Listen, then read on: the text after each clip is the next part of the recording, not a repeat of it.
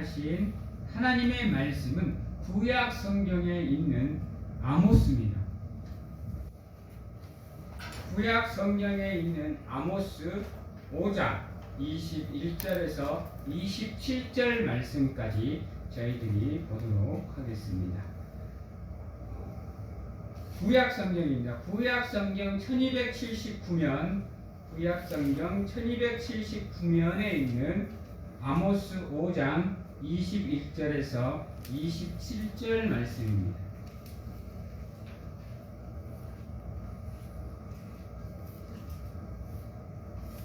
아모스 5장 21절에서 27절 말씀입니다.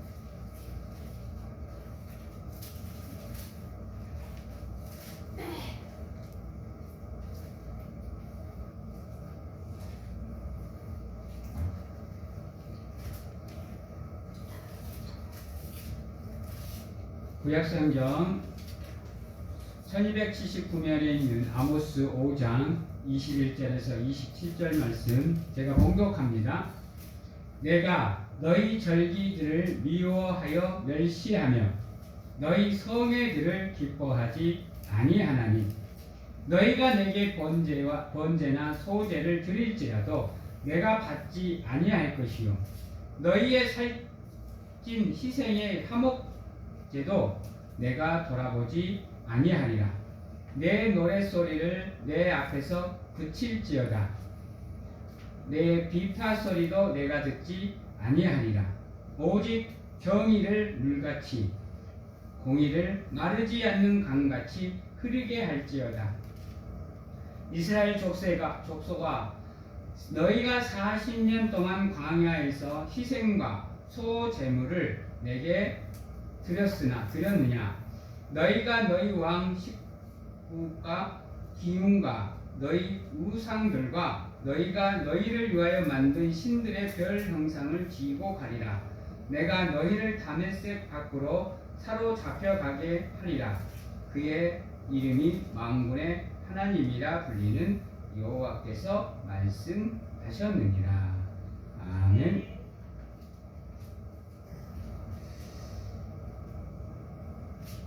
사랑하는 성도 여러분, 여러분들의 신앙의 중심이 뭐라고 생각을 하세요? 무엇이 여러분들의 신앙의 중심이세요? 우리 신앙의 기본은 다른 것이 아닙니다. 기도도 아니고요, 찬양도 아니에요. 우리 신앙의 기본은 예배입니다. 그리고 그 예배 안에 기도와 말씀과 찬양이 들어가는 겁니다. 그래서 여러분들의 삶이 예배를 중심으로 흘러가셔야 돼요.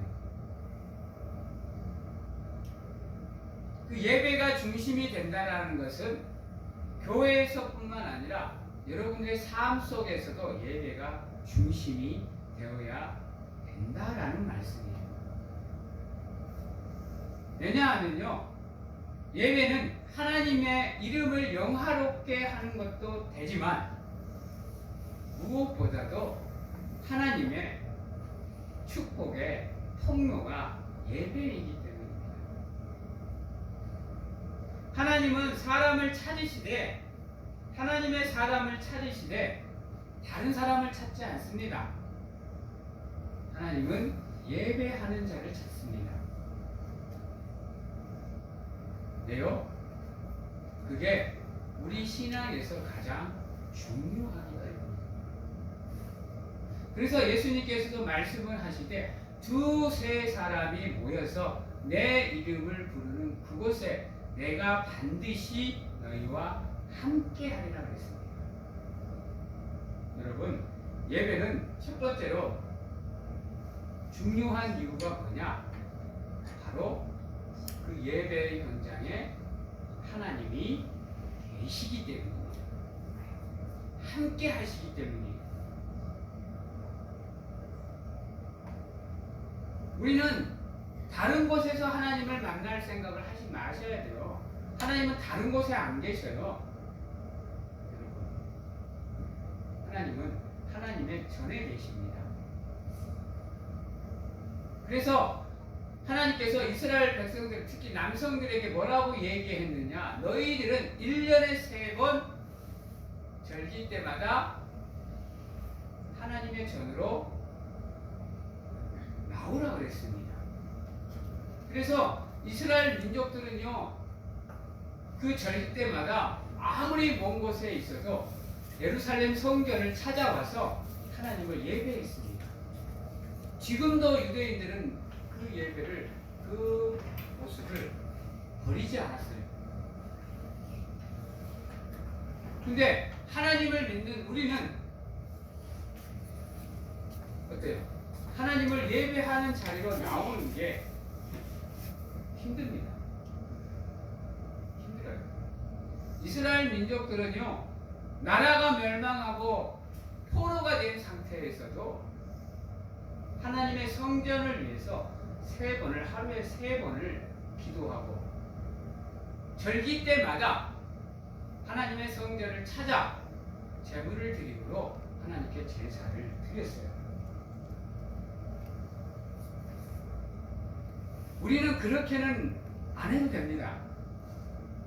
왜요? 예수님께서 단번에 희생 제사를 드림으로 이제 우리는 제물을 드리는 것이 아니라 우리가 예배장을 찾아 나오는, 하나님의 전으로 들어올 수 있는 자격이 생겼기에 하나님이 지정한 날 우리가 하나님께 예배하러 나오면 되는 겁니다. 여러분, 이 안식일을 준수하는 거 이거 쉽게 생각하시면 안 됩니다. 정말로요. 이 안식일날 하나님께, 주일날 하나님께 드리는 이 예배가 여러분들의 삶에 정말로 소중하고 중요한 시간이기 때문이에요. 하나님을 만날 수 있는 시간이기 때문입니다. 그래서 여러분들은 이 예배를 중심으로 살아간다는 것은, 즉 하나님을 중심으로 여러분들이 삶을 살아간다는 방증이 되는 겁니다. 예배를 소홀히 하면 여러분들이 하나님을 중심으로 살아가지 않는다라는 모습이에요. 하나님을 영화롭게 하는 행위 중 가장 중요한 행위가 바로 이 예배이기 때문입니다. 또한 예배는요, 두 번째로 예배가 중요한 이유가 뭐냐? 바로 하나님께서 여러분들에게 복을 흘려 보내주는 축복의 통로가 되기 때문입니다. 그래서 하나님은 예배 현장에 반드시 찾아오십니다. 찾아오셔서 예배를 신령과 진정으로 드리는 사람을 찾아 그에게 하나님께서 준비하신 복을 흘려 보내주는 겁니다. 그래서 우리가 예배를 드릴 때 딴 생각이 우리의 마음과 내리를 채우지 않도록 하셔야 됩니다. 오직 하나님만, 예배를 드리는 시간에는 하나님만 우리의 마음과 생각에 가득 차게 하셔야 돼요. 지금도 하나님은 전에 앞에 서셔서 누가 예배를 잘 드리냐 하고 보시고 계십니다. 집중하셔야 돼요. 여러분들의 삶이 하나님의 은혜 안에 복된 삶이 되느냐 안 되느냐는 예배 시간의 결정이 됩니다. 그만큼 예배는 여러분들에게 중요한 겁니다. 하나님이 함께하고 하나님의 복이 여러분들에게 흘러가는 시간이기에 집중해서 예배를 드리셔야 돼요. 또한 끊임없이 예배의 자리로 나오셔야 됩니다. 언제, 어느 순간에 하나님께서 여러분들에게 축복의 통로를 열어주실지는 아무도 모릅니다. 그래서 끊임없이 예배의 자리를 사모하셔야 돼요. 근데 이 예배가, 여러분들이 예배를 드리는 이 행위가 무엇을 상징하느냐, 이게 중요합니다. 따라해 봅니다. 예배는 하나님을 하나님으로 인정하는 행위입니다. 그래서 예배가 중요합니다. 여러분이 나는 하나님을 하나님으로 인정합니다라고 하면서 보여주는 여러분의 상징적인 모습이 뭐냐? 예배라는 겁니다. 요 세 가지 이유로 인해서 이 예배가 정말로 여러분들에게 소중한 겁니다. 절대로 경히 여기거나 소홀히 여기지 마십시오. 최선을 다해서 주일 성수하시고 최선을 다해서 예배에 집중하십시오. 그렇지 않으면 오늘 본문과 같은 말씀이 여러분들에게 주어질 수 있습니다. 21절에 보면 이렇게 얘기합니다. 내가 너희 절기들을 미워하여 멸시하며 너희 성회들을 기뻐하지 아니하나니 너희가 내게 번제나 소제를 드릴지라도 내가 받지 아니할 것이요 그랬습니다. 여러분, 예배를 드림에 있어서 여러분들이 예배를 소홀히 여기면 하나님 또한 뭐 하겠다라는 거요? 여러분들을 하나님의 백성으로 인정하지 않겠다라는 겁니다. 너희들이 아무리 예배를 드려봐라, 아무리 내게 기도하고 예물을 드리고 찬양을 해봐라, 내가 그것을 멸시하고 인정하지 않고 즐거이 받지 않고 얘기하시는 거예요. 우리는 현대사회 사람들이 믿음의 대가 거듭나면 거듭날수록 믿음이 약해지는 건 어쩔 수가 없습니다. 하나님을 직접 본 세대와 그렇지 않는 세대의 믿음의 깊이는 반드시 차이가 있습니다. 출애굽한 1세대와 출애굽한 2세대, 3세대, 4세대, 5세대는 분명하게 믿음의 차이가 있습니다. 직접 하나님의 기적을 경험하고 이적을 경험했던 출애굽 1세대와 2세대는 다릅니다. 우리도 마찬가지예요. 우리는 이미 세대가 흐를 만큼 흘러있는 상태입니다. 그래서 현대사의 믿음은 초대교회의 믿음을 따라갈 수 없어요. 그러게 약할 수밖에 없습니다. 그러나 그 믿음을 갖고 살아가는 사람들의 마음의 자세와 삶의 자세에 따라서 우리의 신앙이 그들의 신앙보다 뛰어날 수 있습니다. 그만큼 여러분들의 믿음이 중요한 겁니다. 왜 내게 하나님의 은혜가 없지? 왜 내게 하나님의 축복이 내려지지 않지? 가장 먼저 점검해야 될 게 여러분들의 예배의 모습이에요. 예배의 모습. 축복의 근원을 다른 데서 찾지 마십시오. 축복의 근원은 예배입니다. 예배. 여호와께서 하나님께서 이스라엘 민족들에게 모세에게 성전을 성막을 지시하면서 내가 지성소에서 너희를 만나리라고 분명하게 말씀하셨어요. 하나님은 항상 이곳에 계십니다. 그러게 이곳에 계시는 하나님이시기에 늘 여러분들이 하나님의 교회를 찾아와서 기도하고 찬양하고 예배하는 모습을 지켜보십니다. 수시로 여러분들이 저 교회 문을 열고 기도할 때마다요, 하나님이 여러분들을 지켜보세요. 에이, 평일날 기도하러 오면 하나님 안 계시겠지, 주일만 하나님의 전에 계시겠지. 아니에요, 여러분.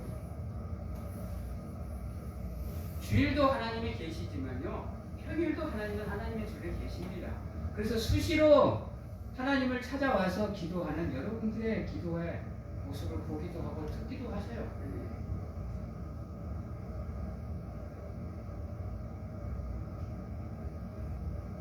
23절에 내 노래소리를 내 앞에서 그칠지어다. 내 비파소리도 내가 듣지 아니하니라. 찬양마저도 하지 말라라고 합니다. 그러니 식으로 예배하고 그런 식으로 나를 섬기고 하려면 찬양조차도 하지 마라. 내가 듣지 않겠다. 라고 얘기를 하시는 거예요. 사랑하는 성도 여러분, 집중하셔야 됩니다. 다른 건 몰라도 예배만큼은 집중하셔야 됩니다. 그래서 예수님께서도 하나님께서 예배하는 자를 찾을 때가 오나니 예배하는 자는 신령과 진정으로 하나님을 예배할 것을 우리에게 강조해서 권면하십니다. 그리고 그 말씀이 어느 상황에서 나오느냐? 사마리아 여인과의 대화 속에서 나옵니다.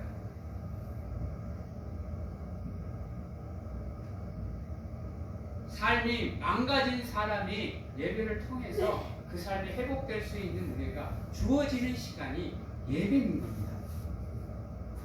믿음이 무너진 사람이 다시금 믿음을 회복시킬 수 있는 자리가 어디냐? 바로 이곳이라는 거예요. 그래서 여러분들이 여러분들의 삶을 점검하면서 나의 믿음의 예배의 모습에 이것이 잘못되어 있다고 한다면 나오셔서 기도하셔야 되는 거예요. 감추려고 하지 마십시오. 포장하려고 하지 마시고 위장하려고 하지 마시고 있는 모습 그대로 나오세요. 나오셔서 하나님께 그대로 고백하세요. 하나님, 그동안 내가 하나님을 예배하는 삶을 등한시했습니다. 용서해 주시옵고 이제부터는 하나님을 예배하는 삶을 집중해서 살아갈 테니 하나님 도와주십시오라고 기도하십시오. 핑계대지 마시고 변명하지 마시고 있는 모습 그대로 나오시면 하나님께서 안아주십니다. 안아주시는 가운데 여러분들의 삶 속으로 찾아가서 베드로를 다시 회복시켜 세우듯이 여러분들의 삶을 다시 회복시켜서 세워주신다니까요. 그 은혜의 자리가 예배라는 거예요. 그래서 24절에 이렇게 얘기해요. 오직 정의를 물같이 공의를 마르지 않는 강같이 흐르게 할지어다 라고 얘기합니다. 예배에 집중하라는 겁니다. 올바른 예배를 드리라는 겁니다. 잘못된 예배를 버리라는 거예요. 형식적인 예배를 버리라는 겁니다. 오직 온전한 믿음으로 올바른 예배를 하나님께 올리라는 얘기예요. 그래야 내가 너희들의 예배를 받겠다라는 거예요. 그러지 않으면 내가 너희 예배를 받지 않겠다라는 거예요. 제가 첫 예배를 시작할 때 여러분 어떻게 선포해요? 우리가 드리는 이 예배 하나님 기뻐 흥양하여 주시옵소서라고 선포함으로 예배를 시작합니다. 그 이유가 거기에 있어요. 내가 매 예배 때마다 그렇게 선포하는 이유가 거기 있습니다. 예배가 중요하고 소중하고 축복의 통로이기에 여러분들이 이 예배 시간만큼은 온전히 하나님께 집중해서 드리기를 원하는 마음에 선포를 합니다. 사랑하는 성도님들께서는 누가 뭐라 그래도 온전히 예배를 사모하는 삶을 사십시오. 그렇지 않으면요, 이곳에서 드리는 예배뿐만 아니라 여러분들의 삶 속에서도 예배가 드려질 수가 없어요, 여러분. 아니, 하나님을 하나님으로 인정 안 하는데 여기서조차도 하나님의 전에서조차도 하나님을 인정하는 예배를 드리지 않는데 어떻게 여러분들의 삶 속에서 하나님을 인정하는 예배가 드려질 수 있겠어요? 이건 진짜로 큰 문제입니다, 여러분. 하나님은요, 예배를 성전에서만 드리라 강조 안 해요. 하나님은 항상 영육의 일치를 얘기하십니다. 영육 간의 일치를. 영의 세계에서 예배를 드리고 육의 세계에서도 같이 예배를 드리는 거예요. 바꾸면 성전에서 예배 드리는 모습 그대로가 여러분들의 삶의 모습으로 나가야 되는 겁니다. 즉, 여러분들의 삶의 현장에서 여러분들은 예배를 드릴 수 있는 사람이 되어야 되는 거예요. 그래서 늘 얘기하잖아요. 아침에 일어나면 기도해라, 말씀 봐라. 자기 전에 기도하고 말씀 보고 묵상하고 자거라. 여러분들의 삶이 하나님과 친밀해질 수 있는 수단은 예배입니다. 예배라고. 그 예배가 드려지지 않으면 여러분들의 삶 또한 하나님께 인정받을 수가 없어요. 백날 선한 일을 하고 백날 착한 일을 하고 해보세요. 하나님이 인정해 주시는가? 착하게 산다고 해서 선하게 산다고 해서 하나님께 인정되는 게 아니에요. 그 속에 착하고 선하게 사는 그 삶 속에 하나님을 예배하는 삶이 함께 있어야 여러분들의 삶이 하나님께 인정을 받는 거예요. 그래서 하나님은요, 성전에서도 예배를 드리지만 삶 속에서도 예배를 드리라고 하나님께서 우리에게 강조하고 계시는 거예요. 야고보서를 쭉 읽어보세요. 야고보서를. 정말로 나는 우리 사랑하는 성도님들이나 우리 한국 기독교인들이 가장 집중해서 읽어야 될 성경이 야고보서라고 생각을 해요. 물론 다른 성경도 중요합니다. 그러나 야고보서만큼 믿음과 행함을 균형 있게 강조하는 성경이 없어요. 늘 얘기하잖아요. 행함이 없는 믿음은 뭐다? 여러분,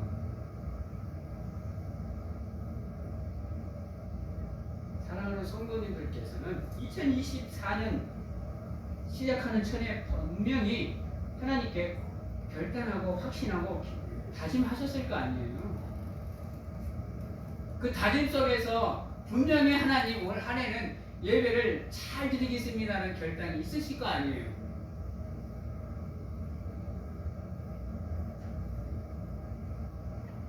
(2024년) 52주 한번 빡시게 최선을 다해서 주일 성수를 해 나가시는 가운데 여러분들을 향해 열려있는 그 축복의 통로를 받아 누릴 수 있는 우리 사랑하는 성도님들이 되시기를 바랍니다. 우리가 예배를 제대로 못 드리는 이유가 있어요. 알아요. 여러분들 다 알고 계세요. 예배가 우리의 삶의 중심이 되어야 한다는 걸 알고 계세요. 근데 그것을 못 지키는 이유가 무엇이냐? 25절부터 나옵니다. 이스라엘 족속아, 너희가 40년 동안 광야에서 희생과 소 제물을 내게 드렸느냐?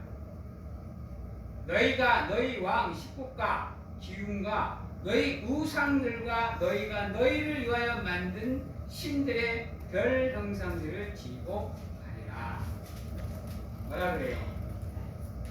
여러분, 우리가 예배를 드릴 수 없는 이유가 뭐냐? 바로 우상 숭배에 있다는 겁니다. 여기서 우상 숭배란 여러분, 어느 신의 형상을 만들어 놓고 섬기는 행위도 우상 숭배지만요, 성경에서의 우상 숭배의 정의는 그게 다가 아닙니다. 한번 따라해 봅니다. 성경에서 정의하는 우상은 하나님 외에 하나님보다 더 사랑하는 행위, 모든 것. 이게 우상 숭배입니다. 성경이 말하는. 성경은 그 어떤 것도 하나님보다 더 사랑하지 말라고 얘기하고 있어요. 죄가 뭐다? 세상에서는 범법 행위를 죄라고 하지만요, 성경은 그렇게 법죄 정의하지 않아요. 성경에서 말하는 죄의 정의는요, 하나님을 떠나는 모든 것입니다. 하나님을 떠나는 모든 것. 우상 숭배는 하나님을 외에 사랑하는 모든 것인데요, 그게 무엇이냐? 하나님보다 자녀를 더 사랑하면 우상입니다. 하나님보다 가정을 더 사랑하면, 가족을 더 사랑하면, 친구를 더 사랑하면, 물질을 더 사랑하면, 명예와 권력을 사랑하면 그게 우상숭배입니다. 그래서 여러분들은 그것을 경험해 보셨는지는 모르겠지만요, 저는 경험했어요. 내가요 하나님보다 우리 어머님을 더 기대니까요, 우리 어머님을 하나님이 데리고 가버리더라고. 여러분, 이거 진짜로 중요한 거예요, 여러분. 우리 어머님은요, 저에 대한 모든 것을 전폭적인 지지를 해주셔서 제가 다른 거 생각 않고 엄마만 기대했어요, 어머님께만. 근데요, 어느 순간 어머님이 내 옆에서 사라져요. 내 옆에서. 그것도 젊은 나이에 51밖에 안 되셨는데 내 옆에서 사라져 버리셔요. 여러분, 내가 하나님보다 더 사랑하는 거, 여러분 이거 조심하셔야 돼요. 어느 순간 그것을 하나님이 가지고 가셔버려요. 그러면 그때 가서 땅을 치고 후회하면서 하나님 원망하실래요? 나 하나님 원망도 못했어요. 엄마 원망도 못했고요. 그저 장례식장에서 마지막 엄마 하반신에서 울기만 했어요. 엉엉 울었어요, 저 그날. 아, 이제 어머니께 효도 좀 해야 되겠다. 자리 좀 잡았으니 라고 생각을 했는데, 효도는 개뿔요? 뭐 하나 할 수도 없었어요. 여러분, 제발 부탁드리는데요, 자녀 사랑하시되 당연히 사랑해 주시고 챙겨 주셔야죠. 양육하시고 키우셔야죠. 그러나 하나님을 최우선으로 자녀를 사랑하셔야 돼요. 안 그러면요, 나도 모르는 사이에, 이런 말 해서 죄송합니다, 나도 모르는 사이에 내 옆에서 내 자녀가 사라질 수 있어요. 하나님이 데리고 가버릴 수가 있어요. 저는 한 번씩 그런 생각합니다. 이렇게 하나님을 잘 믿는 사람들이, 선하게 사는 사람들이 왜 교통사고나 불의의 사고로 그 젊은 나이에 죽음을 맞이할까? 라는 생각을 한 번씩 할 때가 있어요. 그러면 그런 생각이 한 번씩 떠올라요. 혹시 저 사람과의 관계가 있는 부모나 자녀 중에 한 사람이 하나님보다 그를 더 사랑을 해서 하나님이 시기 질투하셔서 데리고 가시는 게 아닌가, 이런 어처구니 없는 생각도 한 번씩 해봐요. 따라해봅니다. 하나님은 질투의 하나님이십니다. 성경이 말하고 있잖아요. 질투의 하나님이시라니까요. 하나님보다 더 사랑하는 것을 하나님은 싫어하셔요. 그래서 성경은 늘 얘기하잖아요. 삶의 우선순위가 하나님이 되게 하라. 모든 것을 하나님 안에서 하라. 하나님의 이름의 영광을 위해서 해라. 얘기하잖아요. 제가 뭐라 그래요? 세상 문화를 즐기시되 누구 안에서요? 하나님 안에서. 돈을 쓰시되 누구 안에서요? 하나님 안에서. 자녀를 사랑하시되 누구 안에서? 하나님 안에서. 이 선을 넘어버리시면 여러분들한테 불행이 다가올 수도 있다는 겁니다. 왜요? 사랑의 하나님이시기도 하지만 질투의 하나님이시기도 하기 때문에.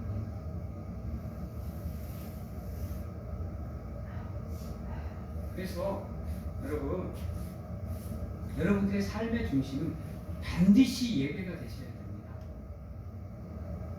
그 예배는 하나님을 하나님으로 인정하는 행위이기 때문입니다. 예배의 자리는 항상 하나님이 여러분들을 지켜보고 계신다라는 거, 여러분들과 함께 하신다라는 거 잊어버리지 마시기 바랍니다. 예배는 하나님께서 여러분들에게 축복을 흘려 보내주는 축복의 통로라는 거, 복 받고 싶으면 반드시 예배의 자리로 나와야 된다는 거 기억하시기 바랍니다. 이 세 가지를 기억하시고 온전히 오늘 말씀의 주제처럼 온전한 예배로 하나님을 인정하는 삶을 사셔야 됩니다. 하나님이 그것을 원하고 계십니다. 지금까지 내가 했던 얘기가 27절에 나와 있습니다. 내가 너희를 다메섹 밖으로 사로잡혀 가게 하리라.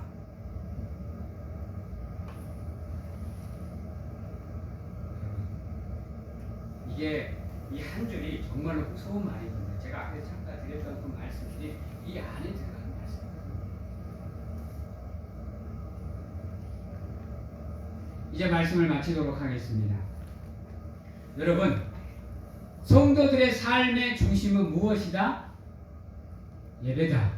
예배를 드리시되 온전한 예배를 드리십시오. 형식적인 예배 드리지 마시고 온전한 예배로. 우리가 온전한 예배를 드려야 되는 이유는 첫 번째로 하나님이 예배 현장에 함께 계시기 때문입니다. 두 번째로는 하나님이 예배를 통해서 사랑하는 성도들에게 축복을 흘려보내주기 때문입니다. 하나님의 은혜를 사모하고 성령의 충만을 사모하고 축복을 사모한다면 예배의 자리로 나오셔서 하나님을 예배하셔야 된다는 겁니다. 그리고 예배는 마지막으로 예배는 하나님의 사람들이 하나님을 하나님으로 인정하는 행위입니다. 그러기에 예배가 여러분들의 삶의 중심이 되셔야 여러분들이 원하는 하나님의 은혜와 복을 누릴 수 있는 삶을 사신다는 겁니다. 2024년 한 해 동안 온전히 하나님께 예배하심으로 여러분들의 삶에 하나님의 은혜와 복이 차고 넘치는 한 해가 되시기를 주님의 이름으로 축원합니다. 기도하겠습니다. 사랑의 하나님 감사합니다. 늘 하나님을 예배하는 자리를 사모하며 우리의 삶의 중심이 예배가 되게 하여 주시옵소서. 그리하여서 그 삶을 통해서 하나님이 우리와 함께함을 느끼고 하나님께서 우리에게 주시는 축복을 받아 누리며 하나님을 하나님으로 인정하는 우리가 될 수 있도록 하나님 축복하여 주시옵소서. 지금은 우리를 죄에서 구원하시기 위해 이 땅에 오신 예수 그리스도의 은혜와 세상 끝날까지 항상 우리와 함께 하시는 가운데 안아주시고 품어주시는 하나님 아버지의 사랑하심과 세상 어느 곳에 가서 무엇을 하든지 간에 우리를 지키시고 보호하시는 성령님의 교통하심이 오늘 이 자리에서 온전한 예배로 하나님을 인정하는 믿음과 삶을 살겠노라고 확신하고 결단하는 귀한 하나님의 성도님들 머리 위에와 가정과 직장, 자녀와 건강 위에 지금부터 영원토록 함께 하시기를 축원하옵나이다.